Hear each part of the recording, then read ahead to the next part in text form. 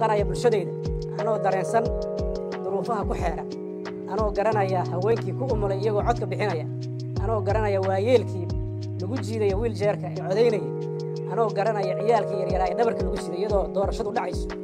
أنا قدرين كدلني يرادا مستقبل كهرباء وحن هذا وحماي وأنا كفر حين أنا قعدت وحن رجينيا أنا أطري إنتاس أنا أطري مستقبل كبنتلاند إن أنا هلك ورد واقع إن بنتلاند 8 جنوري دور شدعده dadkay mathalaya xubnaha baarlamaankana qabaa'ilkii hore ugu midoobay xubnaha 66 kala lahaa dadkooda ay soo doortaan go'aanka maanta soo baxay maaha go'aan u hiilinaya bulshada reer Puntland hadday waayeen inay qof iyo cod ku doortaan qof ay raali ka yihiin soo doortaan waxaan halka uga dhawaaqayaa inaan u gudbin doono golaha wakiilada qoraalkii aan ku dalbanayay in lifaaqa soo saaraan waxaana insha Allah sida ugu dhaqsaha badan u magacaabaya sida nidaamku ahaan jiray guddigii hawshaas maamuli lahaa waxaan u rajaynayaa Puntland nabadgelyo waxaan u rajaynayaa midnimo waxaan u rajaynayaa horumar waxaan u rajaynayaa dimuqraadiyadu inay dhiman ay sii socon doonto waqtiga